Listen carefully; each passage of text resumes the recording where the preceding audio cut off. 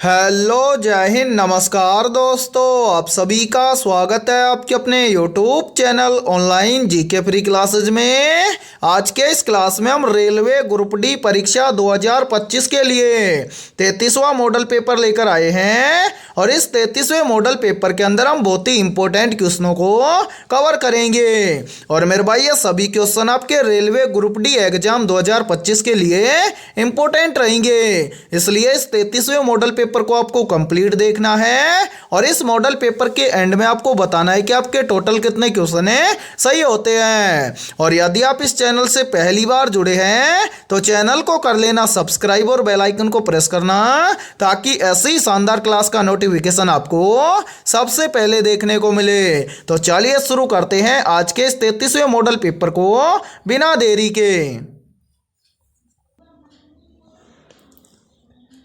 पहला प्रश्न है आप सभी के सामने, यदि किसी निश्चित कूट भाषा में LEAD को 20, 13, 9, 12 लिखा जाता है तो LGHB को क्या लिखा जाएगा।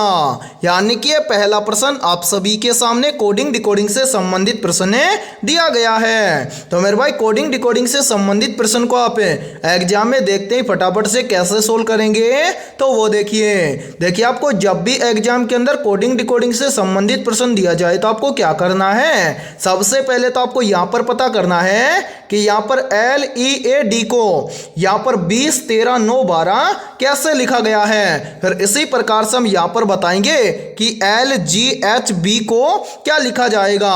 तो मेरे भाई, जब भी आप एग्जाम में कोडिंग डिकोडिंग से संबंधित प्रश्न को सोल्व करो तो आपको क्या करना है, सबसे पहले आपके सामने जितने भी अल्फाबेट लेटर दिए गए हैं उन सभी का आपको कर लेना है नंबरिंग। तो यहां पर देखिए, सबसे पहले हमें क्या करना है, यहां पर पता करना है कि LEAD को यहां पर 20, 13, 9, 12 कैसे लिखा गया है। तो सबसे पहले हम करेंगे इन सभी अल्फाबेट लेटर का नंबरिंग। तो यहां पर देखिए, पहला लेटर है L का नंबर होता है 12, तो यहां पर हम लिख देंगे 12। फिर है E का नंबर होता है 5, तो यहां पर हम लिख देंगे 5। उसके बाद में है A का नंबर होता है 1, यहां पर लिख देंगे 1। फिर है D का नंबर होता है 4, यहां पर हम लिख देंगे 4। अब हमें अल्फाबेट लेटर को नहीं देखना, यहां पर हमें देखना है केवल संख्या को। तो मेरे भाई, यहां पर देखिए 12 से कितना बन रहा है, यहां पर 20 है, तो 12 से 20 कैसे बनेगा। तो ध्यान से देखिए, यदि हम 12 के अंदर क्या कर दें, +8 कर दें, तो 12 और 8 मिलकर बन जाएगा 20। फिर देखिए 5 से कितना बन रहा है, 13, तो 5 से 13 कैसे बनेगा। तो यहां पर भी देखिए, यदि हम 5 के अंदर क्या कर दें, +8 कर दें, तो 5 और 8 मिलकर बन जाएगा 13। फिर देखिए 1 से कितना बन रहा है, 9, तो 1 से 9 कैसे बनेगा। तो यहां पर भी देखिए, यदि हम 1 के अंदर क्या कर दें, +8 कर दें, तो 1 और 8 मिलकर बन जाएगा 9। फिर देखिए 4 से कितना बन रहा है, 12, तो 4 से 12 कैसे बनेगा। तो यहां पर भी देखिए, यदि हम 4 के अंदर क्या कर दें, +8 कर दें, तो 4 और 8 मिलकर बन जाएगा 12। यानी कि यहां पर आपको पता चल गया कि LEAD को यहां पर 20, 13, 9, 12 कैसे लिखा गया है। तो क्या किया गया है, यहां पर जो ये सभी अल्फाबेट लेटर दिए गए हैं इन सभी के अंदर +8 करके ये वाली संख्या लिखी गई है। तो उम्मीद करता हूं कि यहां पर आप आसानी से बता दोगे कि LGHB को क्या लिखा जाएगा। तो करेंगे क्या, सबसे पहले तो इन सभी अल्फाबेट लेटर का हम करेंगे नंबरिंग। तो यहां पर ध्यान से देखिए मेरे भाई, L का नंबर होता है 12, ठीक है। उसके बाद में है G का नंबर होता है 7। फिर है H का नंबर होता है 8। फिर है B का नंबर होता है 2। अब हम क्या करेंगे, इन सभी संख्याओं के अंदर +8 करके आने वाली संख्या को ज्ञात करेंगे। तो मेरे भाई, यहां पर देखिए पहली संख्या है 12 के अंदर हम क्या कर देंगे, +8 कर देंगे, तो 12 और 8 कितना हो जाएगा, तो 12 और 8 हो जाएगा 20। इसी प्रकार से देखिए फिर क्या है, 7 के अंदर भी +8 कर देंगे, तो 7 और 8 मिलकर बन जाएगा 15। उसके बाद में क्या है, 8 है। फिर देखिए मेरे भाई, 8 के अंदर भी +8 कर देंगे, तो 8 और 8 मिलकर बन जाएगा कितना, 16, तो यहां पर आ जाएगा 16। लास्ट में कितना है, 2 के अंदर भी +8 कर देंगे, तो 2 और 8 हो जाएगा 10। यानी कि LGHB को लिखा जाएगा 20, 15, 16, 10। अब हमें देखना है कि 20, 15, 16, 10 ये सभी संख्याएं किसी ऑप्शन में दी गई हैं। तो हाँ सर, ये सभी संख्याएं हमें दी गई है ऑप्शन ए के अंदर। अंदर है, तो पहले प्रश्न के अंदर ऑप्शन ए हो जाएगा सभी का करेक्ट आंसर है। तो उम्मीद करता हूं कि पहला प्रश्न आप सभी को अच्छे से क्लियर हो गया होगा। और जब भी आपको एग्जाम के अंदर कोडिंग डिकोडिंग से संबंधित प्रश्न दिया जाएगा तो आप फटाफट से सोल्व कर लेंगे। ठीक है, तो चलिए फिर अगला प्रश्न देखते हैं।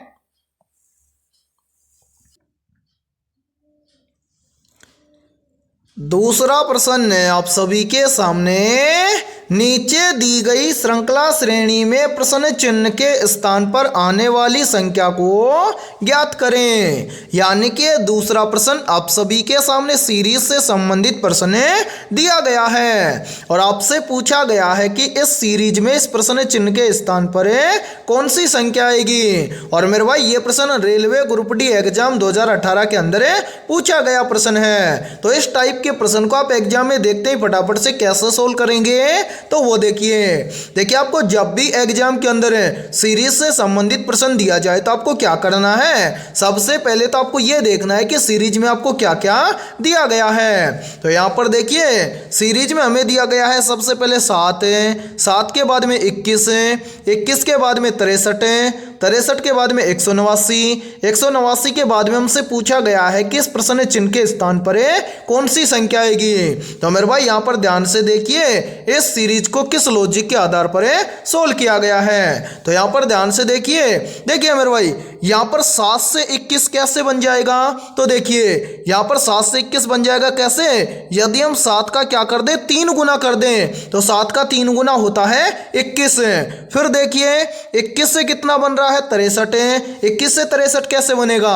तो मेरे भाई यहाँ पर भी देखिए यदि हम 21 का क्या कर दें 3 गुना कर दें तो 21 का 3 गुना होता है 63। फिर देखिए 63 से कितना बन रहा है 189, तो 63 से 189 कैसे बनेगा।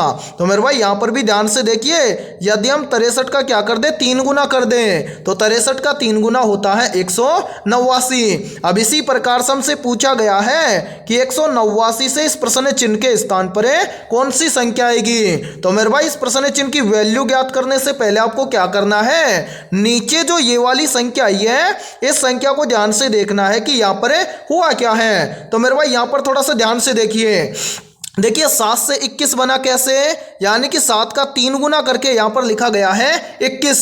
फिर देखिए 21 से कितना बन रहा है 63, तो 21 से 63 कैसे बन जाएगा।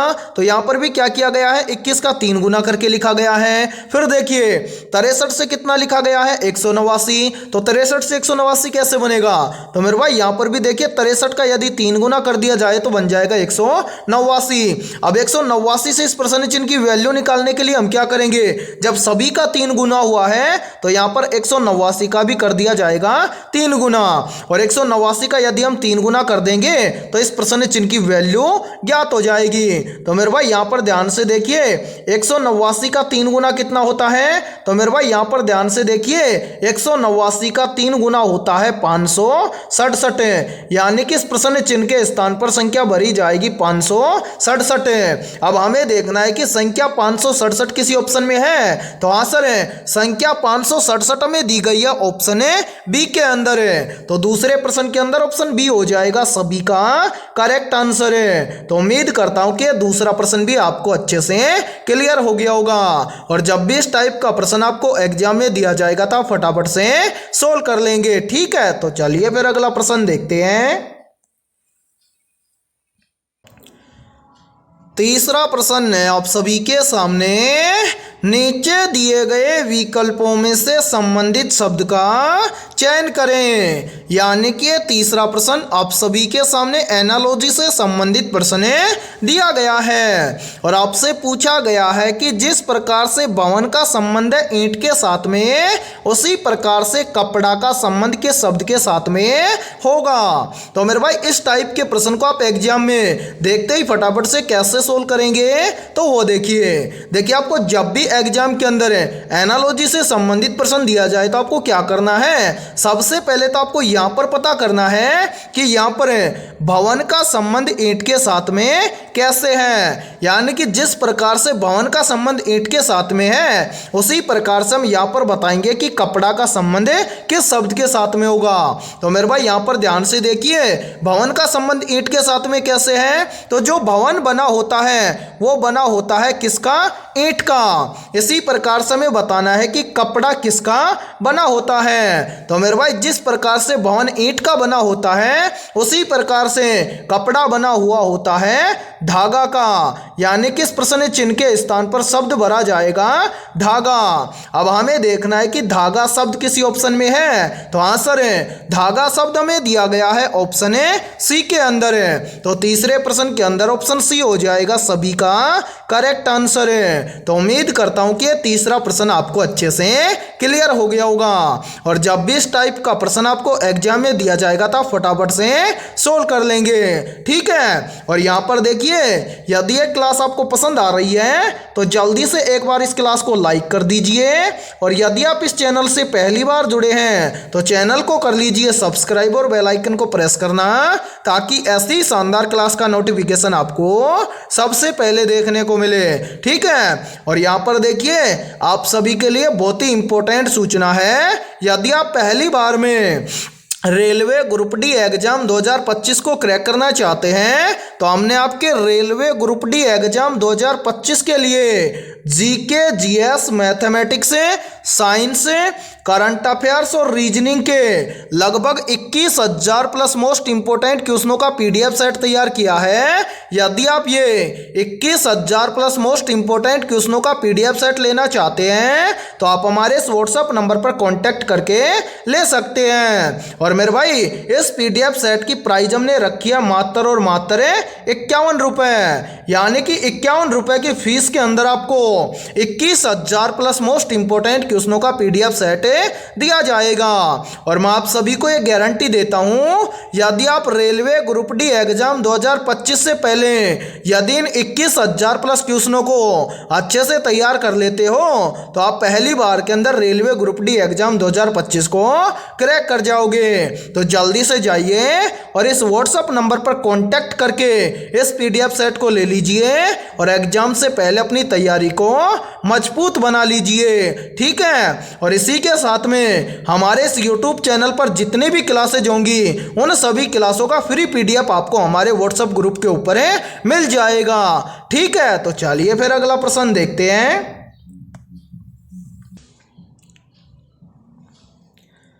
चौथा प्रश्न है आप सभी के सामने, नीचे दिए गए विकल्पों में से विषम विकल्प की पहचान करें। यानी कि यहाँ पर आपसे पूछा गया है कि इन चारों विकल्पों में से विषम विकल्प कौन सा है। तो इस टाइप के प्रश्न को आप एग्जाम में देखते ही मात्र 2 से 3 सेकंड में कैसे सोल्व करेंगे, तो वो देखिए मेरे भाई, जब आप इन चारों विकल्पों को ध्यान से देखोगे तो इन चारों विकल्पों में से 3 विकल्प तो आपको क्या मिलेंगे, किसी न किसी प्रकार से समान मिलेंगे। और इन 3 विकल्पों के अलावा जो चौथा विकल्प होगा वो क्या होगा, इन 3 से अलग होगा या फिर विषम होगा। और उस विषम विकल्प का हमें क्या करना है, चयन करना है। अब यहां पर ध्यान से देखिए इन चारों विकल्पों को, इन चारों विकल्पों में हमें क्या क्या दिया गया है। तो देखिए, पहले विकल्प में हमें दिया गया है मंगल, दूसरे विकल्प में हमें दिया गया है सूर्य, तीसरे विकल्प में हमें दिया गया है वरुण और चौथे विकल्प में हमें दिया गया है यूरेनस।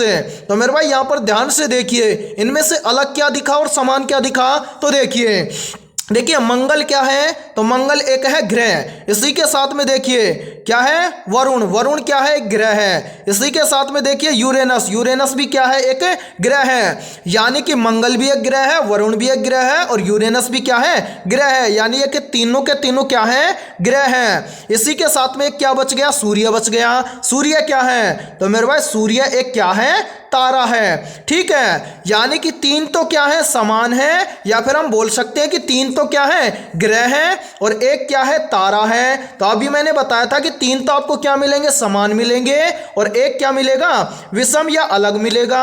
और उस विषम या अलग की हमें क्या करनी है, पहचान करनी है। तो इन चारों विकल्पों में से विषम विकल्प हो जाएगा ऑप्शन है बी। ठीक है, तो और आपका करेक्ट आंसर भी बन जाएगा ऑप्शन है बी, क्योंकि आपसे पूछा गया है कि विषम विकल्प कौन सा है। तो इन चारों विकल्पों में से विषम विकल्प हो जाएगा ऑप्शन है बी। तो उम्मीद करता हूं कि चौथा प्रश्न भी आपको अच्छे से क्लियर हो गया होगा। और जब भी इस टाइप का प्रश्न आपको एग्जाम में दिया जाएगा तो फटाफट से सोल्व कर लेंगे। ठीक है, तो चलिए फिर अगला प्रश्न देखते हैं। पांचवा प्रश्न है आप सभी के सामने। यदि z भाग b बराबर 13 लिखा जाता है और y भाग e बराबर 5 लिखा जाता है तो u भाग c बराबर है क्या लिखा जाएगा। तो मेरे भाई इस टाइप के प्रश्न को आप एग्जाम में देखते ही फटाफट से कैसे सोल्व करेंगे, तो वो देखिए इस टाइप के प्रश्न आपके रेलवे ग्रुप डी एग्जाम के अंदर लगभग 2 से 3 पूछे जाते हैं। तो इस टाइप के प्रश्न को आप एग्जाम में देखते ही फटाफट से सोल्व कैसे करेंगे, तो वो देखिए जब भी इस टाइप का प्रश्न आपको एग्जाम में दिया जाए तो करना क्या है, सबसे पहले तो आपको यहां पर पता करना है कि यहां पर z भाग b बराबर 13 कैसे लिखा गया है। फिर इसी प्रकार से आपको यहां पर पता करना है कि y भाग e बराबर 5 कैसे लिखा गया है। फिर सेम इसी प्रकार से हम क्या करेंगे, यहां पर पता करेंगे कि u भाग c बराबर है क्या लिखा जाएगा। तो यहां पर देखिए इस प्रश्न को किस लॉजिक के आधार पर सोल्व किया गया है। तो सबसे पहले हम क्या करेंगे, यहां पर पता करेंगे कि z भाग b बराबर 13 कैसे लिखा गया है। तो मेरे भाई यहां पर देखिए z भाग b बराबर 13 कैसे लिखा गया है। तो सबसे पहले यहाँ पर जितने भी अल्फाबेट लेटर दिए गए हैं इन सभी का किया गया है नंबरिंग। जैसे यहाँ पर देखिए जेड का नंबर होता है 26, बी का नंबर होता है 2, फिर क्या किया गया है, इन दोनों का किया गया है भाग। यानी कि यदि हम 2 का भाग 26 के अंदर दे देंगे तो यहाँ पर आ जाएगा 13। और यहाँ पर ध्यान से देखिए 13 आप सभी के सामने दिया गया है। अब इसी प्रकार से हम क्या करेंगे, यहाँ पर पता करेंगे कि y भाग e बराबर 5 सेम इसी प्रकार से लिखा गया है क्या। तो करेंगे क्या, सबसे पहले तो इन सभी अल्फाबेट लेटर का करेंगे नंबरिंग। तो यहाँ पर देखिए मेरे भाई y आता है 25 नंबर पर फिर क्या है e आता है 5 नंबर पर अब यहाँ पर इन दोनों के बीच में क्या है, भाग है, तो यहाँ पर हम कर देंगे भाग। तो देखिए यदि हम 5 का भाग 25 में दे देंगे तो यहाँ पर आ जाएगा 5 में 25, यानी कि 5 का भाग 25 में देंगे तो चला जाएगा 5 बार। और यहाँ पर देखिए आप सभी के सामने 5 दिया गया है। तो मैं उम्मीद करता हूं कि यहाँ पर आप आसानी से बता दोगे कि u भाग c बराबर है क्या लिखा जाएगा। तो यहाँ पर देखिए इसको सोल्व करने से पहले इन सभी को यहाँ से थोड़ा सा हटा देते हैं ताकि आपको समझने में कोई भी प्रॉब्लम ना आए। तो यहाँ पर देखिए मेरे भाई हमें क्या करना है, यहाँ पर पता करना है कि u भाग c बराबर है क्या लिखा जाएगा। ठीक है, तो सबसे पहले हम क्या करेंगे, इन दोनों अल्फाबेट लेटर का करेंगे नंबरिंग। तो यहां पर देखिए u आता है मेरे भाई कितने नंबर पर, 21 नंबर पर फिर क्या है सी आता है 3 नंबर पर अब क्या करेंगे, यहाँ पर इन दोनों का कर देंगे भाग। तो देखिए यदि हम 3 का भाग 21 में देंगे तो यहाँ पर कितना आ जाएगा, यानी कि 3 का भाग 21 में देंगे तो ये चला जाएगा 7 बार, यानी कि इस प्रश्न चिन्ह के स्थान पर संख्या भरी जाएगी 7। या फिर हम बोल सकते हैं कि u भाग c बराबर लिखा जाएगा 7। अब हमें देखना है कि 7 किसी ऑप्शन में है, तो हाँ सर 7 हमें दिया गया है ऑप्शन सी के अंदर है। तो 5वें प्रश्न के अंदर ऑप्शन सी हो जाएगा सभी का करेक्ट आंसर है। तो उम्मीद करता हूं कि 5वां प्रश्न भी आप सभी को अच्छे से क्लियर हो गया होगा। और जब भी इस टाइप का प्रश्न आपको एग्जाम में दिया जाएगा तो आप फटाफट से सोल्व कर लेंगे। ठीक है, और मेरे भाई इस क्लास के अंदर आपको एंड तक बने रहना है क्योंकि इस क्लास के अंदर बहुत ही इंपॉर्टेंट क्वेश्चन होने वाले हैं और सेम इसी लेवल के क्वेश्चन आपके रेलवे ग्रुप डी एग्जाम के अंदर पूछे जाएंगे। ठीक है, तो चलिए फिर अगला प्रश्न देखते हैं। छठा प्रश्न है आप सभी के सामने। भारत का कौन सा राज्य ब्लैक स्वान झील के लिए प्रसिद्ध है? मोस्ट इंपोर्टेंट प्रश्न है ये। ऑप्शन ए है केरल राज्य, ऑप्शन बी है राजस्थान राज्य, ऑप्शन सी है मणिपुर राज्य और ऑप्शन डी है सिक्किम राज्य। तो यहाँ पर देखिए इन चारों में से करेक्ट आंसर हो जाएगा सभी का ऑप्शन है सी, यानी कि भारत का मणिपुर राज्य ब्लैक स्वान झील के लिए प्रसिद्ध है। तो छठे प्रश्न के अंदर करेक्ट आंसर हो जाएगा सभी का ऑप्शन है सी। तो चलिए फिर अगला प्रश्न देखते हैं।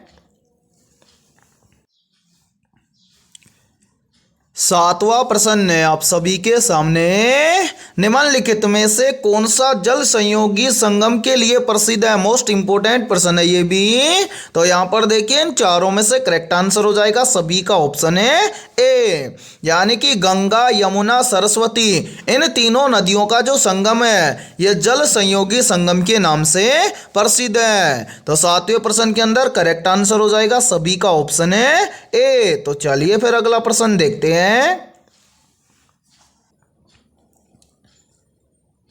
आठवां प्रश्न है आप सभी के सामने, किस महाद्वीप में सारा रेगिस्तान स्थित है। ऑप्शन ए है एशिया महाद्वीप में, ऑप्शन बी है अफ्रीका महाद्वीप में, ऑप्शन सी है ऑस्ट्रेलिया महाद्वीप में और ऑप्शन डी है दक्षिण अमेरिका महाद्वीप में। तो यहां पर देखिए इन चारों में से करेक्ट आंसर हो जाएगा सभी का ऑप्शन है बी, यानी कि जो अफ्रीका महाद्वीप है इसमें सारा रेगिस्तान स्थित है। तो आठवें प्रश्न के अंदर करेक्ट आंसर हो जाएगा सभी का ऑप्शन है बी। तो चलिए फिर अगला प्रश्न देखते हैं।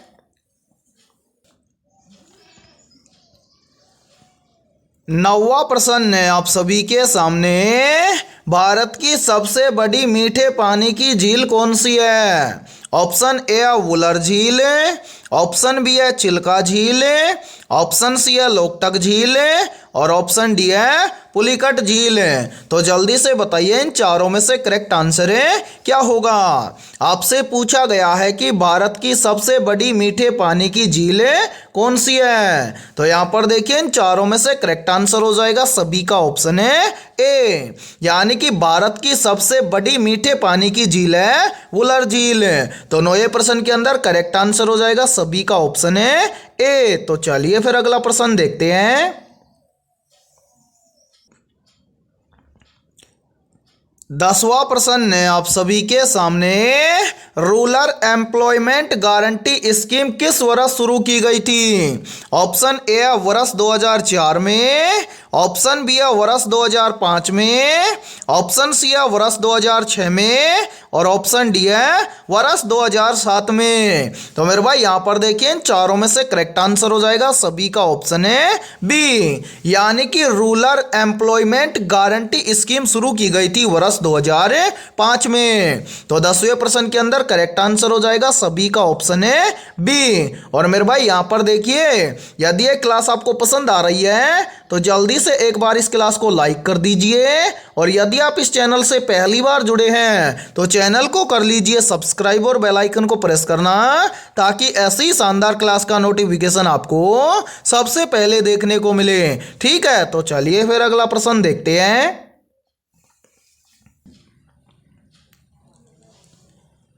11वां प्रश्न है आप सभी के सामने, भारतीय संविधान में कितने प्रकार की आपात स्थिति का प्रावधान है। ऑप्शन ए है 1 स्थिति का, ऑप्शन बी है 2 स्थिति का, ऑप्शन सी है 3 स्थिति का और ऑप्शन डी है 4 स्थिति का। तो मेरे भाई यहां पर देखिए इन चारों में से करेक्ट आंसर हो जाएगा सभी का ऑप्शन है सी, यानी कि भारतीय संविधान में 3 प्रकार की आपात स्थितियों का प्रावधान है। तो 11वें प्रश्न के अंदर करेक्ट आंसर हो जाएगा सभी का ऑप्शन है सी। तो चलिए फिर अगला प्रश्न देखते हैं। 12वां प्रश्न है आप सभी के सामने, भारत का संविधान कब लागू किया गया था। तो यहां पर देखिए इन चारों में से करेक्ट आंसर हो जाएगा सभी का ऑप्शन है सी, यानी कि भारत का संविधान लागू किया गया था 26 जनवरी 1950 को। तो 12वें प्रश्न के अंदर करेक्ट आंसर हो जाएगा सभी का ऑप्शन है सी। और मेरे भाई देखिए इस क्लास के अंदर आपको एंड तक बने रहना है, क्योंकि इस क्लास के अंदर बहुत ही इंपॉर्टेंट क्वेश्चन होने वाले हैं और ये सभी क्वेश्चन आपके रेलवे ग्रुप डी एग्जाम 2025 के लिए भी इंपॉर्टेंट रहेंगे और सेम इसी लेवल के क्वेश्चन आपके रेलवे ग्रुप डी एग्जाम के अंदर पूछे जाएंगे। ठीक है, तो इस क्लास के अंदर आपको एंड तक बने रहना है और आपके जितने भी दोस्त हैं रेलवे ग्रुप डी एग्जाम 2025 की तैयारी कर रहे हैं तो उनके पास भी इस क्लास को ज्यादा से ज्यादा शेयर करें। ठीक है, तो चलिए फिर अगला प्रश्न देखते हैं। 13वां प्रश्न है आप सभी के सामने, बल की एसआई इकाई क्या है? या फिर देखिए इस प्रश्न को एग्जाम में ऐसे भी बोल दिया जाता है कि बल का एसआई मात्रक क्या होता है। ऑप्शन ए है किलोग्राम, ऑप्शन बी है न्यूटन, ऑप्शन सी है जूल और ऑप्शन डी है वाट। तो मेरे भाई यहाँ पर देखिए इन चारों में से करेक्ट आंसर हो जाएगा सभी का ऑप्शन है बी, यानी कि बल की एसआई इकाई या फिर हम बोल सकते हैं कि बल का एसआई मात्रक होता है न्यूटन। तो 13वें प्रश्न के अंदर करेक्ट आंसर हो जाएगा सभी का ऑप्शन है बी। तो चलिए फिर अगला प्रश्न देखते हैं। 14वां प्रश्न है आप सभी के सामने, प्रतिरोध की एसआई इकाई क्या है? ऑप्शन ए है ओम, ऑप्शन बी है वोल्ट, ऑप्शन सी है एम्पियर और ऑप्शन डी है वाट। तो यहां पर देखिए इन चारों में से करेक्ट आंसर हो जाएगा सभी का ऑप्शन है ए, यानी कि प्रतिरोध की एसआई इकाई होती है ओम। तो 14वें प्रश्न के अंदर करेक्ट आंसर हो जाएगा सभी का ऑप्शन है ए। या फिर मेरे भाई देखिए इसी प्रश्न को एग्जाम के अंदर घुमाकर ऐसे भी पूछ लिया जाता है कि प्रतिरोध का मात्रक क्या होता है, तो आपका आंसर रहेगा क्या? प्रतिरोध का मात्रक होता है ओम। ठीक है, तो चलिए फिर अगला प्रश्न देखते हैं।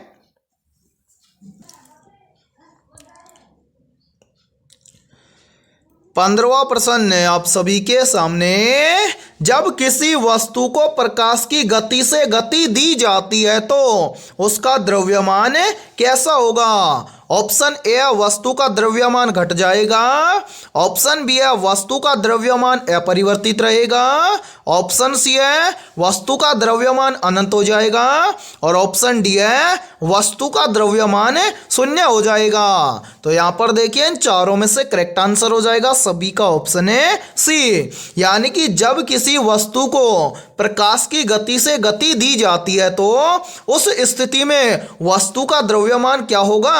अनंत हो जाएगा। तो 15वें प्रश्न के अंदर करेक्ट आंसर हो जाएगा सभी का ऑप्शन है सी। तो चलिए फिर अगला प्रश्न देखते हैं। 16वां प्रश्न है आप सभी के सामने, परमाणु में किस कण की संख्या तत्वों की पहचान निर्धारित करती है? तो यहां पर देखिए इन चारों में से करेक्ट आंसर हो जाएगा सभी का ऑप्शन है सी, यानी कि परमाणु में प्रोटॉन कण की संख्या तत्वों की पहचान निर्धारित करती है। तो 16वें प्रश्न के अंदर करेक्ट आंसर हो जाएगा सभी का ऑप्शन है सी। तो चलिए फिर अगला प्रश्न देखते हैं। 17वां प्रश्न है आप सभी के सामने, हाइड्रोजन पेरोक्साइड का उपयोग किसके रूप में किया जाता है? मोस्ट इंपोर्टेंट प्रश्न है ये, तो जल्दी से बताइए इन चारों में से करेक्ट आंसर है क्या होगा? आपसे पूछा गया है कि हाइड्रोजन पेरोक्साइड का उपयोग किसके रूप में किया जाता है। तो यहां पर देखिए इन चारों में से करेक्ट आंसर हो जाएगा सभी का ऑप्शन है ए, यानी कि हाइड्रोजन पेरोक्साइड का उपयोग किया जाता है एंटीसेप्टिक के रूप में। तो 17वें प्रश्न के अंदर करेक्ट आंसर हो जाएगा सभी का ऑप्शन है ए। तो चलिए फिर अगला प्रश्न देखते हैं।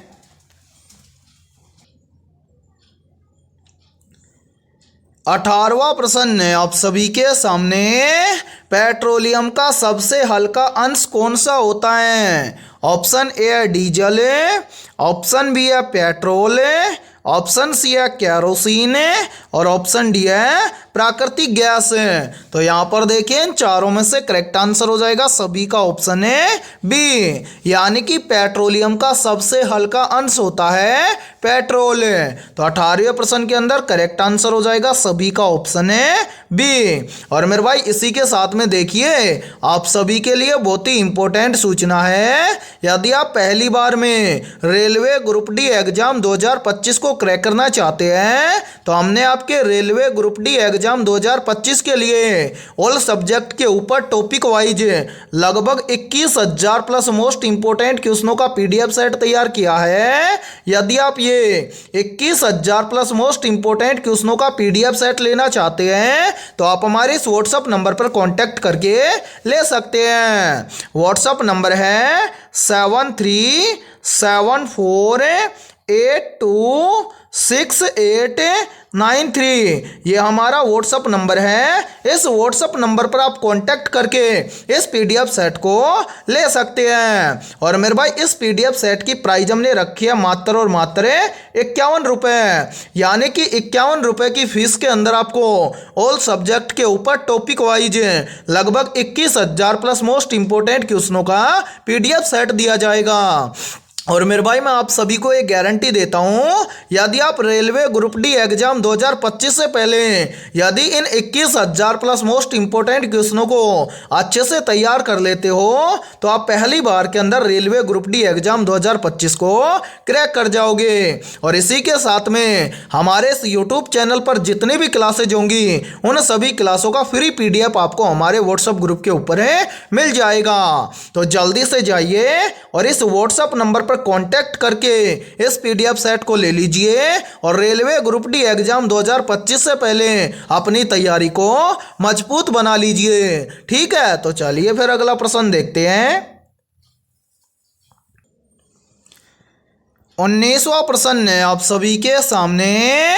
स्टेनलेस स्टील में मुख्यतः कौन कौन से धातु होते हैं? तो यहां पर देखिए इन चारों में से करेक्ट आंसर हो जाएगा सभी का ऑप्शन है ए, यानी कि स्टेनलेस स्टील में मुख्यतः आयरन, निकेल और क्रोमियम ये क्या होते हैं? तीनों धातु होते हैं। किसके अंदर है? स्टेनलेस स्टील के अंदर है। तो 19वें प्रश्न के अंदर करेक्ट आंसर हो जाएगा सभी का ऑप्शन है ए। तो चलिए फिर अगला प्रश्न देखते हैं।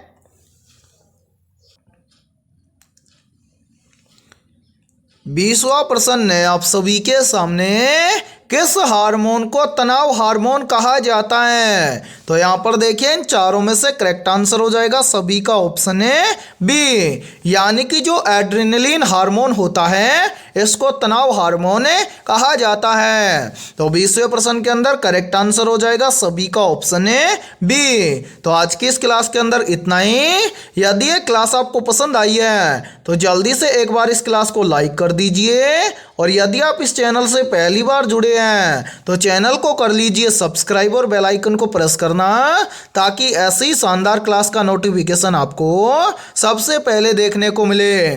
और आज की इस क्लास के अंदर हमने 20 बहुत ही इंपॉर्टेंट क्वेश्चन करवाए हैं। तो इन 20 में से आपके कितने क्वेश्चन सही हुए हैं सभी को कमेंट सेक्शन के अंदर कमेंट करके बताना है। और जिन भी अभ्यर्थियों के इन 20 में से लगभग 18 प्लस % सही हुए हैं तो समझना उन सभी अभ्यर्थियों की तैयारी बेहतर है। तो फिर मिलते हैं ऐसे बेहतरीन क्वेश्चनों के साथ सुबह 7 बजे।